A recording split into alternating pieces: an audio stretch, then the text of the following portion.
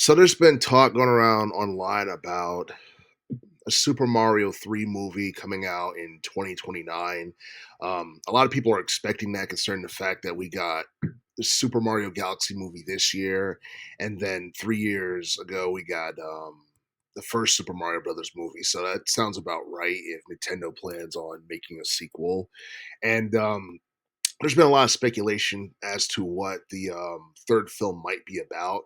Some people feel that Nintendo and Illumination is going to focus more on the Super Mario Land series with, I guess, Mario and Wario and all that. And and yeah, I mean, if they plan on doing an adaptation for the Super Mario Land, like one and two, or and maybe three, um, then yeah, I think Wario should be the main villain in that because at this point, I feel like we're all getting sick of Bowser.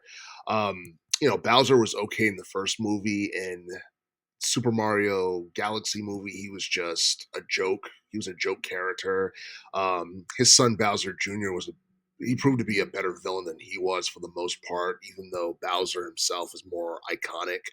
Um, I honestly feel like in some ways, like the most recent movie that just came out kind of killed Bowser's mystique in some ways, and it kind of turned him into a joke character opposed to a fearsome um foe like he's always been presented like since the 80s. But Wario, on the other hand, I feel like Wario was actually he was kind of a he was kind of a joke character too that a lot of people were expected to take seriously back in the early 90s.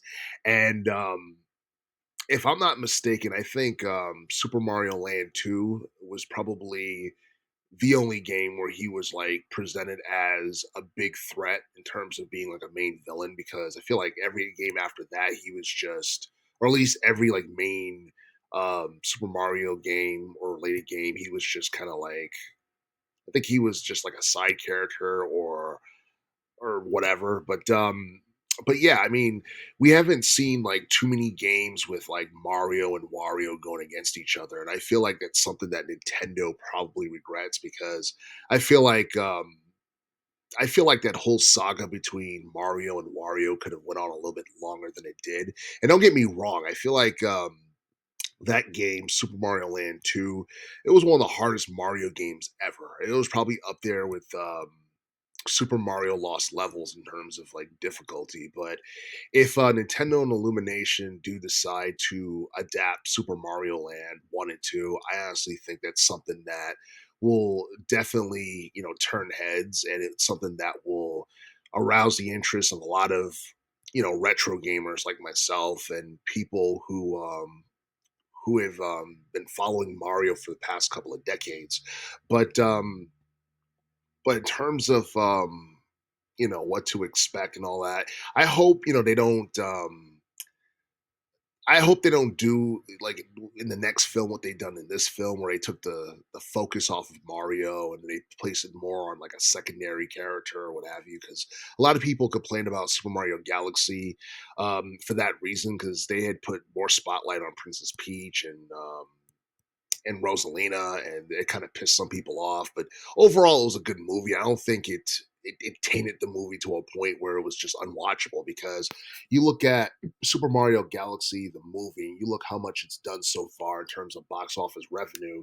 It's it's almost at the point where it's going to surpass like 1 billion, because right now it's like 982 million like globally.